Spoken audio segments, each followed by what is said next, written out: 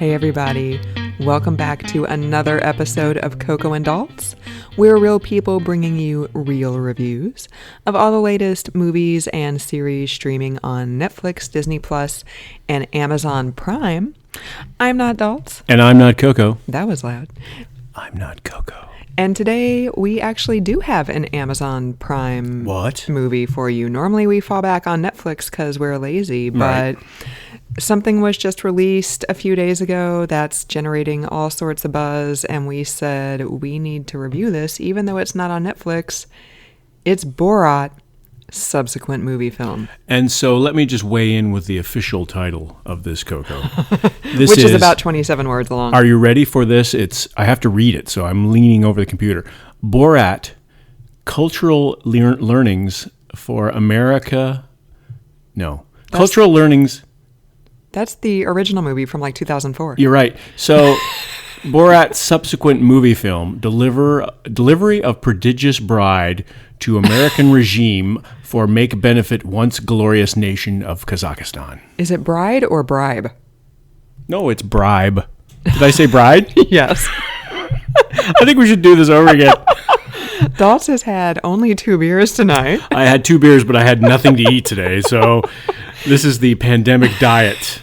So Daltz has turned into me. Daltz is always telling me I need to eat more, and how the tables have turned. So here's the thing, listener, is I did absolutely nothing today, waiting for Coco to come home so we could watch this movie that neither one of us wanted to watch. Totally. And I'm sitting in my PJs all day long, and It was a miserable day, and I just thought, you know what? I'm going to mail it in today. Today's Mail It In Monday. Every day should be Mail It In Day. So PJs, and I just totally messed up the intro, and the director has already left the building. So let's just shorthand it to Borat, subsequent movie film. Let's do. What's this about, Daltz? Okay, so this is a sequel to the original Borat movie, unless you didn't know that, which was released in 2006, I believe. And it was a story of a man from Kazakhstan, played by Sacha Baron Cohen, who played a journalist from Kazakhstan coming to the United States to document the life and politics of the United States. And so he is back, and he's trying to save his life back in Kazakhstan, and by doing a certain task, he will save his life. So he wants to offer up his daughter. So I thought bride was actually the name in the title. It would make sense. Right. But, I remember seeing it on the TV, and I was like, wait, did I just completely misread that? Was it actually bride? Because bride does make sense in the context of the film. So I corrected it by my mistake. So it works either way. It works either way. Thank you for being your usual generous self. But so he comes back to the United States, and this was filmed so both pre-pandemic and during the pandemic. So there are some pandemic elements to it. The film was originally intended to be released in the theater. That was the idea. And then Amazon Prime bought it and released it instead. So it involves a lot of shenanigans. Borat brings his daughter over, or she comes over. She stows away in a package in a box that he had shipped over separately. And then they try essentially to undermine American society, as they did in the previous one, by offering up Borat's daughter to Mike Pence at a rally, and then trying to do some shenanigans, famously with Rudy Giuliani. That pretty much sums it up. And I think I just described the whole movie. So it's a comedy, and it's a mockumentary. Yeah. What did you think of it, Coco? So, Daltz mentioned that neither one of us really wanted to watch it. I never saw the first Borat. Mm-hmm. I don't believe I need to see the first Borat to know what's going on in this one. Having not seen it, I think that's probably the case. So if you haven't seen the first one, you can definitely watch this one. Maybe there's some little inside jokes or something you might not get, but I think it works as a standalone movie. Yeah. There were definitely some solid laughs. I was surprised by that because I thought it was just probably going to be stupid. And, I told Daltz before the movie started, if I want to see Americans acting like idiots, I can just leave my house any day of the week. I don't need to see it enshrined on television. With your mask on. Right. So, but it was, there were definitely some solid laughs. There were a lot There were 2 moments where I was just like, oh God, make this stop, Right. that were really cringy, but for the most part, I thought it was pretty funny. And then, there were some times when I was just like, I can't believe that there's people on like the Texas state capitol grounds just singing along to gas them up like the Germans did and chop them up like the Saudis did. I'm like, wow. And they weren't just going along with it to be polite because they didn't want to cause a scene because it would be awkward if they were like, hey, that's not cool. Like, no, they were really into chopping people up like the Saudis did. And they were enthusiastic. Like, what? Yeah. So it's really kind of hard to believe that there were people out there like that. So the best parts of the original Borat, and the same with this Borat, are the instances where people are their own comedy. So you just let people be themselves, and it's hilarious. Like the QAnon guys looking things up on the computer in this one, and some of the people like the debutante ball and stuff like that. Like there's all sorts of scenes where it's the shenanigans reveal the true character of the people that are around them. It's almost like a prism or a set of glasses to look through. There were some scenes though where, like the debutante ball especially, I was like, are those just actors? Oh, they weren't actors. And like they know that they're supposed to be in a debutante ball scene, they just don't know exactly what's going to happen. So that's why when Borat's daughter lifted up her dress and the menstrual blood is just like running down her thighs and everybody is like, what?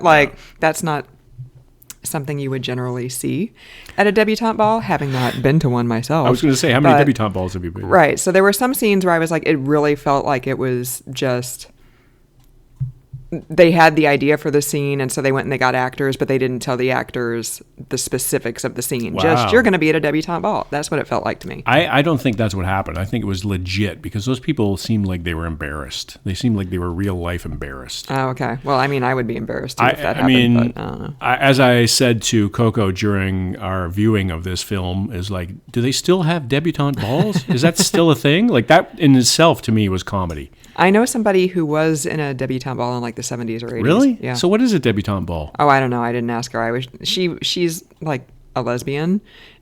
But that's not but I was just like, wow, she's like a very alternative lifestyle person. And I'm like, debutante ball is not that. Right, exactly. Yeah. So I was like, really? I've never been to one. You were a debutante? And she was like, yeah. So what is a debutante? Just, somebody whose parents are rich and they present them to. What my great grandma on my mom's side was a debutante, actually. Wow. See, I can't relate to this at all. And then like a poor farmer knocked her up and she was resentful for the rest of her life because she didn't get to marry a rich guy. Oh. That's a different story though, for a different podcast. Wow, I was going to say that might be a bestseller, that one. Now you know why that side of my family is highly dysfunctional. Everybody's got their dysfunctional side of the family. Right. And it depends on who's listening to this podcast as to who it is on my side of the family. So getting back to Borat. So funny hijinks. I think it's like a candid camera, if anybody remembers that. What was the one with Ashton Kutcher? Oh, Punk'd. Punk'd. It's got that sort of vibe to it. And I was never really a big fan of that kind of like, let's make fun of people and they don't really know it, and, laughing at other people's expense. I think that kind of humor has never really been a big, slipping on the banana peel and everybody laughing at it. Like, that's never really been something that I've thought was funny. But again, I think that this time where we are in history and our society, I think this is a perfect kind of movie. It's just, let's make fun of people and let's have a good laugh. We need comedies. We haven't done a lot of comedies on this show, on the podcast.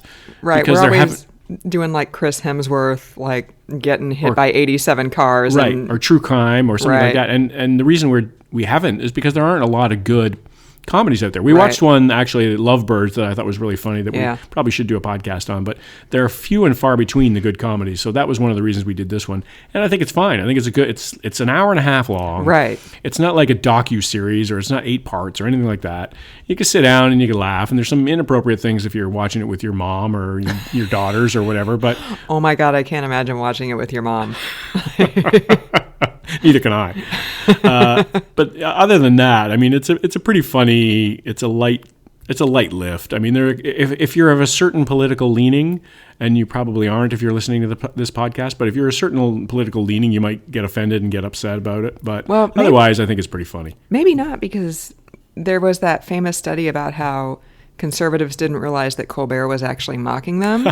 So this might be the same thing where they don't realize that standing in public and saying gas them up like the Germans do is not a thing that you should be doing or thinking. Right. And there's a scene where Borat comes in dressed as the Jewish guy into the synagogue, and that was just like he's dressed with like the devil, and he's got the long nose, and he's got the puppet that's got the media on the end of the strings. And it's like just completely the stereotype. Right. And I'm like, oh man, like that maybe in 2006, but now you just like, I cringed. Well, and that's another one too. I was like, those two sweet old ladies in the synagogue, and they're just like, oh, look at my nose. Is my nose big like yours? You don't need to be afraid of me. Right. So that was another scene where I was like, is this a setup? Yeah. Like, did they go hire two nice old like Jewish grandmas to sit in the synagogue because there was nobody else there? And then they were like, "Do you want something to eat?" Yeah. So then they're all just like sitting in like matzo balls or something like that. Yeah, totally. So I had to say that the daughter, who is played by Maria Bakalova, I thought she was great. Yeah, she was really good. She was like I've read a couple of reviews in preparation for this podcast and our show. Yes, I know. You prepared? Well, I was sitting around in my PJs all day, so I had to do something on my phone. And Pornhub. Other than look at porn. I knew you were going to go there. Borat went there. I knew you were going to go there. And she has gotten some good laurels from this. She was actually really good. You need somebody to be a foil for Borat, and that you don't want to go back to the same shtick, which was Borat being an idiot in the United States. You don't want to do the same movie, which was the first one.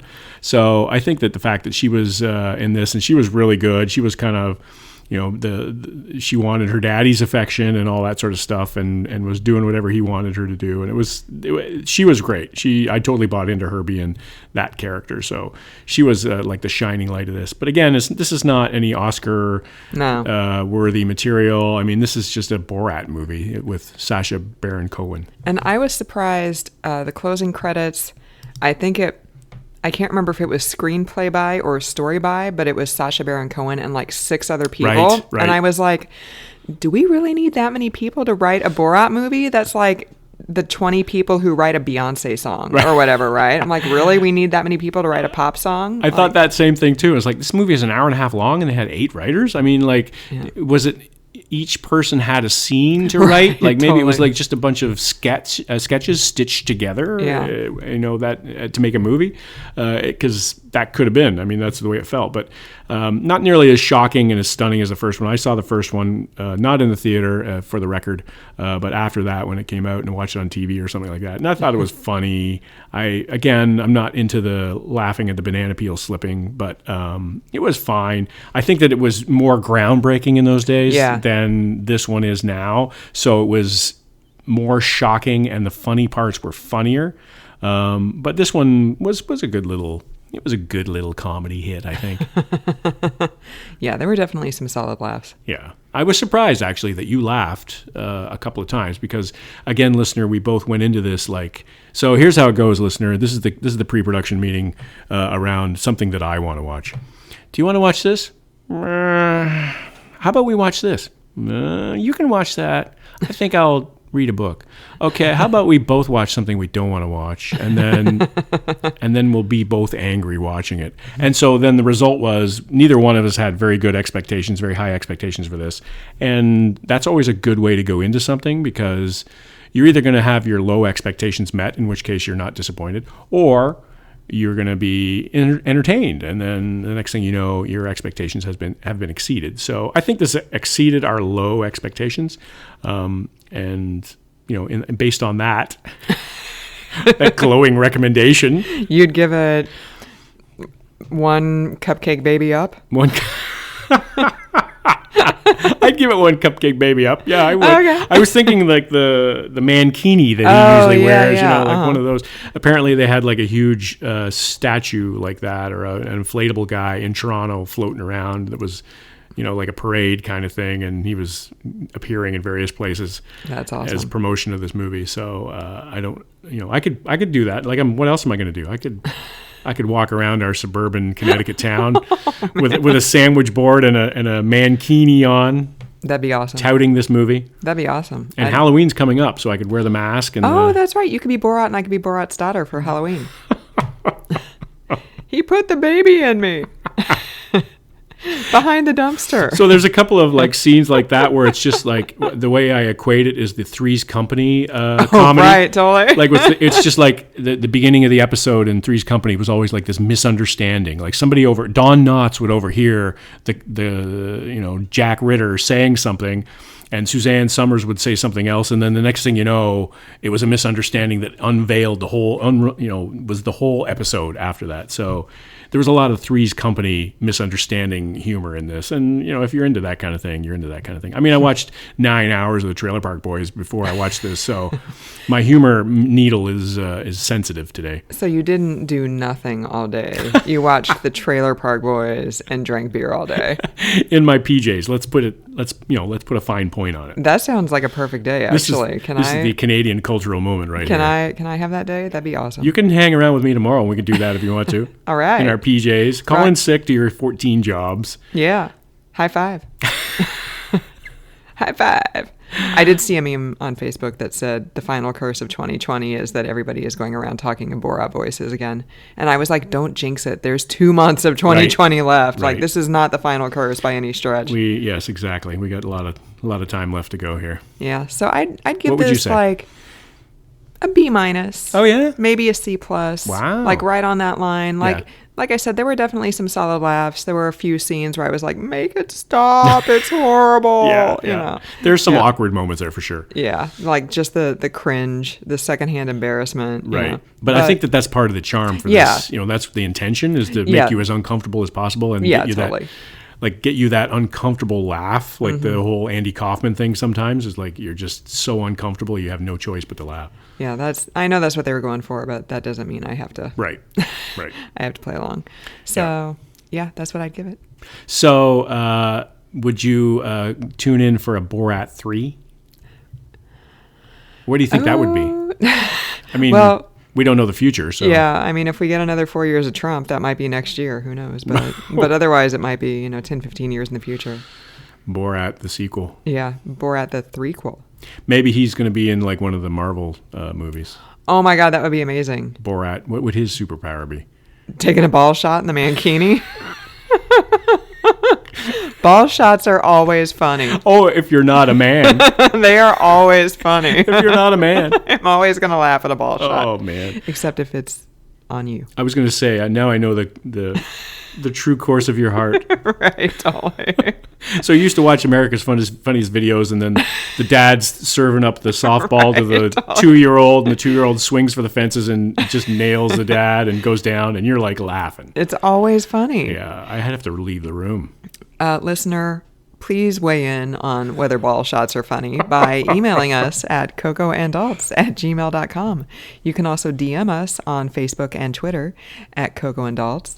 You can listen to us on Apple Podcasts, Pandora, Spotify, Stitcher, SoundCloud, TuneIn, Google Play, iHeartRadio, Ghana if you're in India, and Amazon Music. We are there now. Please like us, listen to us, share us with all your friends, and please also find us on the interwebs at cocoandalts.com for stuff that we review that we don't talk about on the podcast. Believe it or not, there are things that we don't talk about on the podcast. And you can also listen to us where you're currently listening to us. Yeah, that's true. Wherever that may be. Which sort of is important. It's like, wherever you found us, keep finding us there. Totes. Because that's where all the sponsors are. If you would like to sponsor us, please email us at cocoandalts@gmail.com. We will read some good spots for you. We had a spot for ball wash. Ball wash. Speaking of ball shots. Yeah, I would have knocked that one out of the park. We had a script written for that and everything, and then it never got picked up. No. The option never got picked up. How can you not want to listen to us talk about ball wash? Right.